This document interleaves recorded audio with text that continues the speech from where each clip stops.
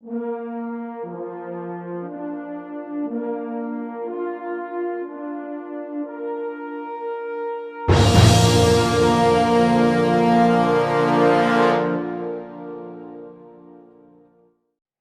Two DN Patel maths classes. ગયા લેક્ચરની અંદર આપણે વિભાજ્યતાની ચાવીઓ, ડિવિઝિબિલિટી રૂલ્સ ઓફ નંબર્સ 2 to 8 સુધી આપણે જોઈ ચૂક્યા છીએ. 2 થી 8 ની ચાવીઓ જોઈ ચૂક્યા છીએ. આજના લેક્ચરની અંદર આપણે 9 થી 13 ની કેટલીક વિભાજ્યતાની ચાવીઓ વિશે અભ્યાસ કરીશું. ચલો તો જોઈએ.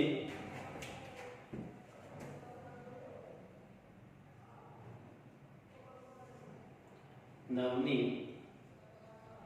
વિભાજ્યતાની ચાવી. ચલો તો નવની વિભાજ્યતાની ચાવી, જેમ ત્રણની વિભાજ્યતાની ચાવી આપણે ગયા લેક્ચરમાં જોઈ ચૂક્યા હતા કે આપેલ કોઈ પણ સંખ્યા જેના બધા જ અંકોનો સરવાળો જો 3 વડે વિભાજ્ય હોય તો તે સંખ્યા એ 3 વડે વિભાજ્ય છે તેમ કહેવાય. તેવી જ રીતે નવની વિભાજ્યતાની ચાવી, તો જે સંખ્યા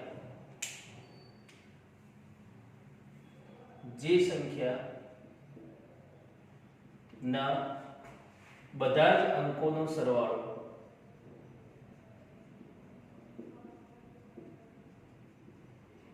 નવ વડે વિભાજ્ય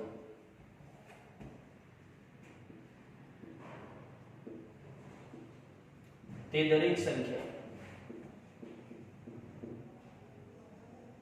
9 વડે વિભાજ્ય છે. એટલે કે જે સંખ્યાના બધા જ અંકોનો સરવાળો કરતા મળતી સંખ્યા એ 9 વડે વિભાજ્ય હોય તો તે દરેક સંખ્યા 9 વડે વિભાજ્ય છે. એક્ઝામ્પલ તરીકે જોઈએ તો 12321. 12321. ચલો તો ચાવી શું કહે છે આપણને કે બધા જ અંકોનો સરવાળો 9 વડે વિભાજ્ય હોવો જોઈએ. તો ચાલો ચેક કરીએ. 1 + 2 + 3 + 2 + 1. ચલો કેટલું થશે? 1 ને 2 3 3 ને 3 6 6 ને 2 8 8 ને 1 9, જે 9 વડે વિભાજ્ય છે. એનો મતલબ કે 12321 એ 9 વડે વિભાજ્ય છે. ચેક કરીએ તો એટલે કે 12321 ને 9 વડે ભાગી જોઈએ. 12321 ને 9 વડે ભાગીએ તો 9 એકા 9. ચલો 12 માંથી 9 જાય તો 3 3 નીચે ઉતરશે 33. 9 તરી 27 તો કેટલા રહેશે? 6. 2 નીચે ઉતરશે 62. 9 × 54 બાદ કરીએ તો 8. 1 નીચે ઉતરશે એટલે કે 81. 9 9 81. ચલો તો શેષ 0 થઈ, અને શેષ 0 થઈ એનો મતલબ કે 12321 ને 9 વડે ભાગી શકાય છે, એટલે કે 9 થી તે સંખ્યા વિભાજ્ય છે. ચલો આગળ જોઈએ તો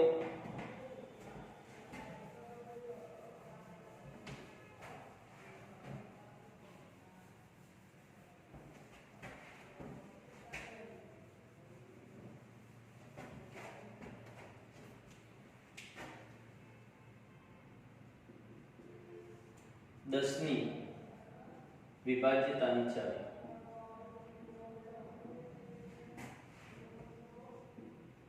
દસની વિભાજ્યતાની ચાવી એટલે કે 10 વડે કેવી કેવી સંખ્યાઓ વિભાજિત થઈ શકે છે. તો જે સંખ્યા નો એકમનો અંક એટલે કે છેલ્લો અંક 0 હોય તે દરેક સંખ્યા 10 વડે વિભાજ્ય છે.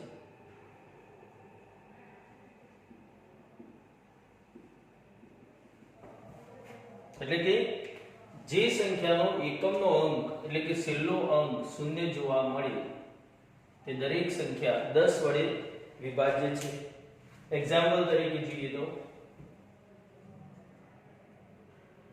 1550. ચલો તો અહીં આગળ આપણે જોવામાં આવે તો એકમનો અંક શૂન્ય છે, જે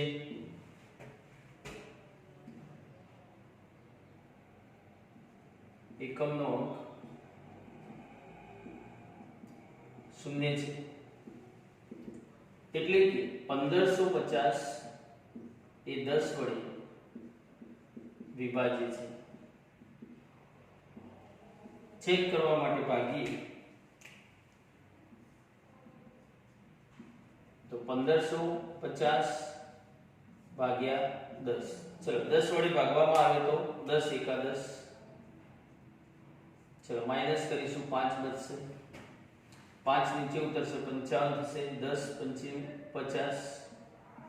चलो माइनस करीशु 5 बचશે, 0 नीचे આવશે, 5 50 माइनस करीशु तो शेष 0. એનો મતલબ કે 1550 ને 10 વડે ભાગી શકાય. એટલે કે જે સંખ્યાનો એકમનો અંક શૂન્ય હોય તે દરેક સંખ્યાને 10 વડે વિભાજ્ય થઈ શકે.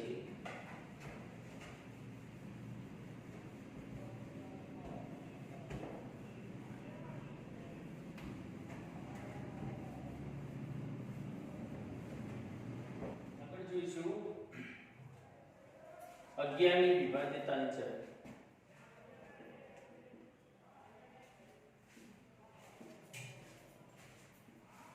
એટલે કે 11 વડે કેવી સંખ્યાઓને ભાગી શકાશે? તો જે સંખ્યાઓ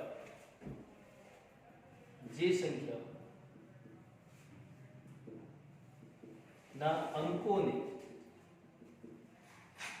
ડાબી બાજુએથી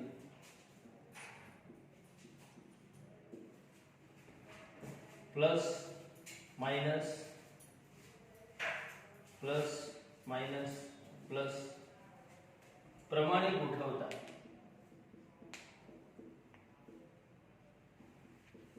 મળતી સંખ્યા 11 વડે વિભાજ્ય તો તે દરેક સંખ્યા 11 વડે વિભાજ્ય છે. એટલે કે ચાવી પ્રમાણે જોવામાં આવે તો જે સંખ્યાઓના અંકોને ડાબી બાજુએથી પ્લસ માઇનસ આ રીતે ગોઠવતા મળતી સંખ્યા એ 11 વડે વિભાજ્ય હોય તો તે દરેક સંખ્યા 11 વડે વિભાજ્ય છે. જેમ કે એક્ઝામ્પલ તરીકે જોઈએ તો 5764 5764. चलो आ संख्या ना अंकों ने डाबी बाजुएथी એટલે કે 5 ની સાઈડ થી જોઈએ તો +5 -7 +6 -4. તો એનું સાદરૂપ આપીએ તો કેવું થશે? તો બે ધન સંખ્યાઓ છે 5 ને 6 11 અને બે ઋણ સંખ્યાઓ 7 ને 4 11 -11 11 -11 એટલે કે 0. તો 0 એ 11 વડે વિભાજ્ય છે. એનો મતલબ કે 5764 એ 11 વડે વિભાજ્ય છે. એ 11 વડે વિભાજ્ય છે. ચલો ચેક કરવા માટે આપણે ભાગી જોઈએ. 5764 11 વડે ભાગીએ. ચલો 11 બચ્યા 55 માઈનસ કરીશું તો કેટલા બચશે? 7 માંથી 5 જાય તો 2 0. ચલો 6 નીચે ઉતરશે તો 26 બે ભાગ ચાલશે 11 નું 22 માઈનસ કરીશું 4 બચશે 4 નીચે આવશે એટલે કે 44 ચારે ભાગ ચાલશે 11 6 44 માઈનસ કરીશું તો શેષ 0 અને શેષ 0 મળે. એનો મતલબ શું કે આપેલ સંખ્યા 5764 એ 11 વડે વિભાજ્ય છે. ચલો આગળ જોઈએ તો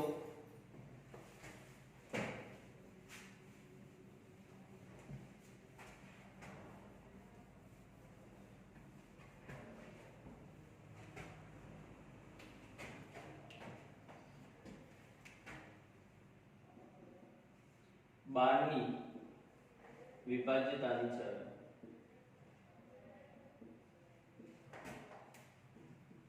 ચલો તો 12 વડે કેવી કેવી સંખ્યા ભાગી શકાશે? તો જે સંખ્યાઓ ના અંકોનો સરવાળો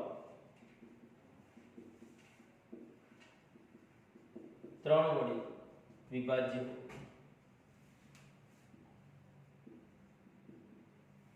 અને સાથે સાથે તેના છેલ્લા બે અંકો થી બનતી સંખ્યા 4 વડે વિભાજ્ય હોય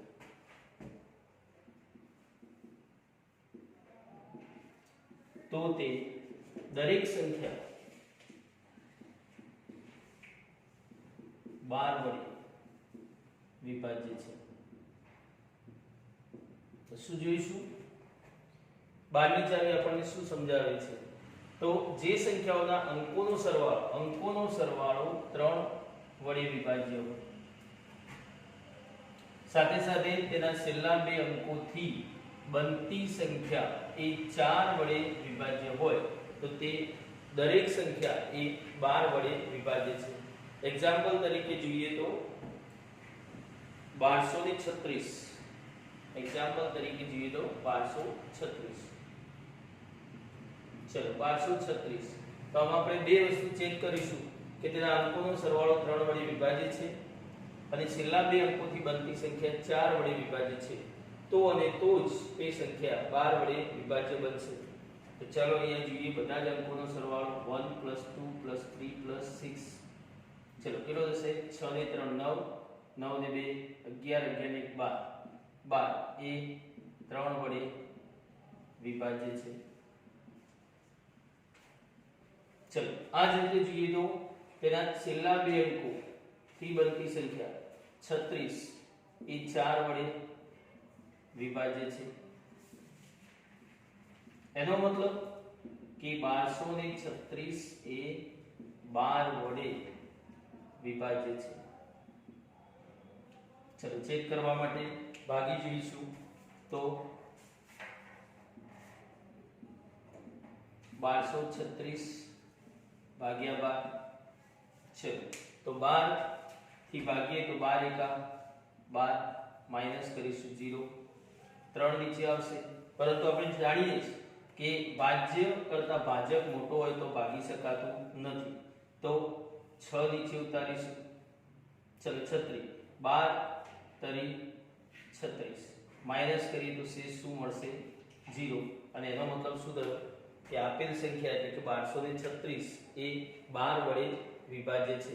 તો 12 ની ચાવી પ્રમાણે અંકોનો સરવાળો 3 વડે વિભાજ્ય હોય અને છેલ્લા બે અંકોથી બનતી સંખ્યા 4 વડે વિભાજ્ય હોય તો તેવી દરેક સંખ્યા એ 12 વડે વિભાજ્ય છે. ચલો આગળ જોઈએ તો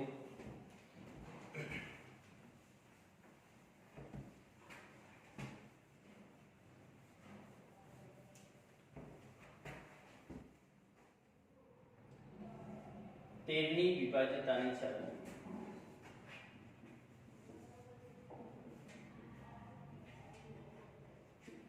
તો 13 ની વિભાજ્યતાની ચાવી એ 7 ની વિભાજ્યતાની ચાવી પ્રમાણે જ છે.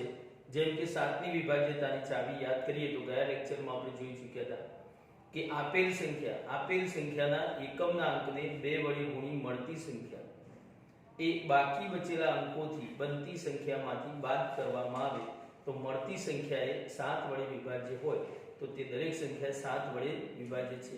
તેવી જ રીતે 13 ની વિભાજ્યતાની ચાવી કે જેની અંદર 7માં 2 વડે ગુણતા હતા એકમના અંકને 13 ની અંદર 13 ની ચાવીમાં 9 વડે ગુણીશું. મતલબ કે આપેલ સંખ્યા એટલે કે જે સંખ્યા ના એકમના અંકને 9 વડે ગુણવાથી મળતી સંખ્યા બાકી બચેલા અંકોથી બનતી સંખ્યા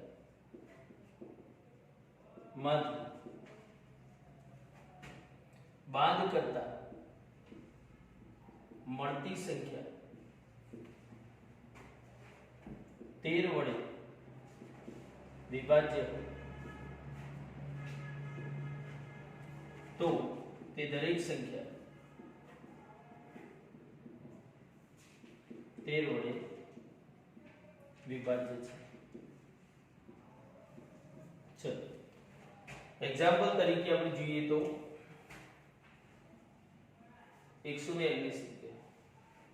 ચલો તો ચાવી શું કહે છે આપણે કે સંખ્યાના એકમના અંકને કેટલા વડે ગુણીશું? 9 વડે. તો અહીંયા આપણે જોવામાં આવે તો એકમનો અંક કયો છે? 9. તો 9 ને 9 વડે ગુણીએ તો મળતી સંખ્યા એટલે કે 81. આ મળતી સંખ્યાને બાકી બચેલા અંકોથી બનતી સંખ્યામાંથી શું કરવામાં આવે? બાદ કરવામાં આવે. ત્યારે મળતી સંખ્યા એ 13 વડે વિભાજ્ય હોવી જોઈએ. ચલો એ જોઈએ. તો બાકી બચેલા અંકો થી બનતી સંખ્યા કેટલી? 100. એમાંથી મળેલી સંખ્યા બાદ કરી એટલે કે 81 બાદ કરીએ તો કેટલા થશે? -65.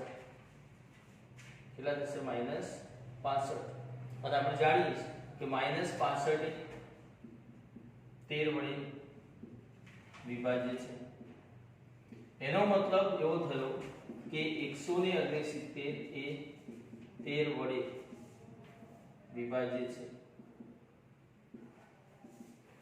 ચેક કરવા માટે ભાગી જોઈશું.